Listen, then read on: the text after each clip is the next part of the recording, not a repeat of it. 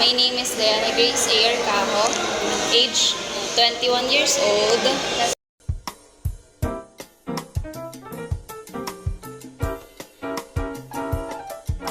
Nag-start ako June 2023. 1 year and 9 months na ako. Then, pagiging TL, 3 months pa lang. This year pa lang ako na-assign as TL. Siguro yung understanding sa coworker. Kasi usual na talaga sa amin yung peak, mainitin yung ulo. Nakakatulong yung understanding, lalo na sa coworker. Hindi lang sa coworker, kahit sa customer, na intindihan ko ano yung sitwasyon nila. Halimbawa, may mga complaint.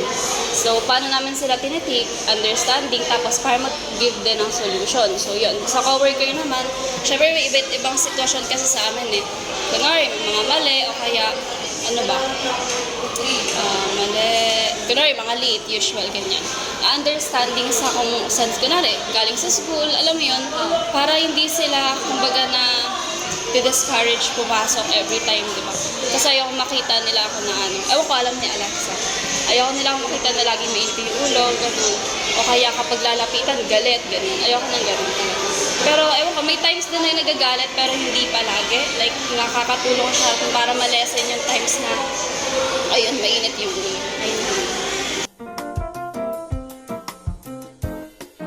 Aside sa mga word encouragement, yung pag-show ng care. Lalo na kunwari may mga concern, kahit sa work, kahit kaya sa personal, ganyan. Yung pwede kang malapitan yun, encouragement yun everyday.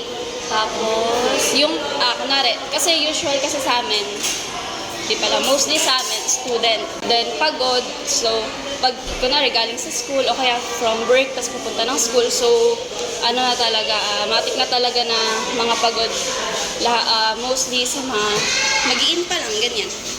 So, paano sila ma-encourage? Showing them paano. Kunwari, ako, naniniwala kasi ako na, na kapag yung kasama mo hassle or yung mabilis, parang nahawa ka, ganun, hawaan kasi sa amin eh. Pero kapag kasama mo, pabagal-bagal, ganun, wala, magiging mabagal ka. So ako, hindi ko alam if totoo, pero ginagawa ko naman best ko para maging mabilis, ganun, para mahawa din yung mga kasama ko sa work. Nung una, kasi nga, di ba, bago pa lang ako na team leader, yung matutunan, kasi, required sa amin na matutunan lahat ng station. Ako nag-start pa lang ako, so mahirap siya, lalo na yung sa mga station na pang-meal. Halimbawa, sa dining o kaya sa backup, sa kitchen. So mahirap siya, lalo na sa akin. And yung paano mapasunod yung mga meal mo na kasama sa work.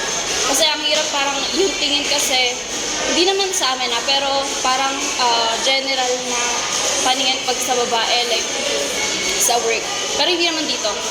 Kumbaga sa isip ko lang kung paano yung magiging, atake ko sa pagkunwari, pag-utos sa kanila, ganun, hindi nila masamayan na, yung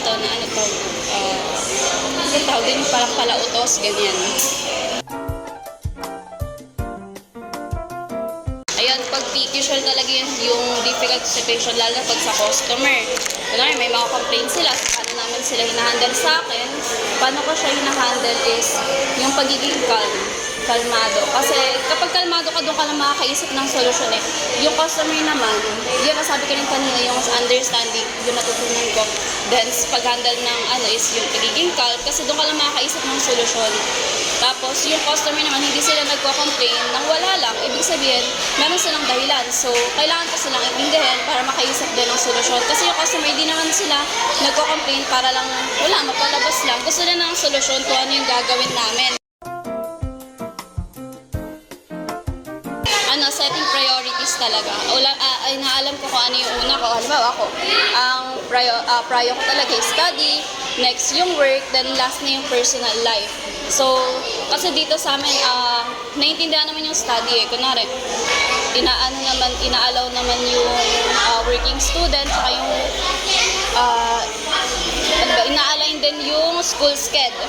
So, yun, nababalance naman siya through yung time management, pagiging honest din sa schedule mo.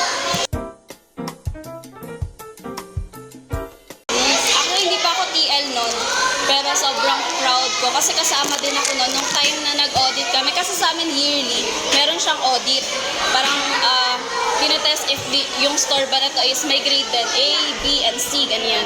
So kami last year nag-A. Yun yung parang pinakamataas na ng store. So yun, last year, sobrang proud ko. Kasi kasama din ako nag-duty nun, no time na audit nun. Parang 5 hours siya in audit. Then yun, successful naman, naging A. Tapos, ako hindi lang ako. Sa amin as a whole na mga team leader, kasi we're 5. Positive environment.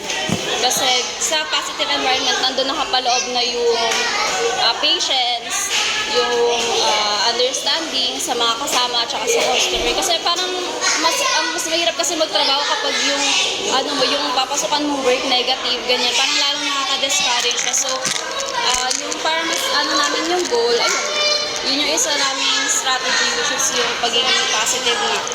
Yun naman yung goal din ng Jollibee, to have yung jolly, pagiging masaya, pagiging masaya while working. So yun. Gawin mo lang yung best mo sa lahat. Tsaka huwag kang maiyak. Ganun.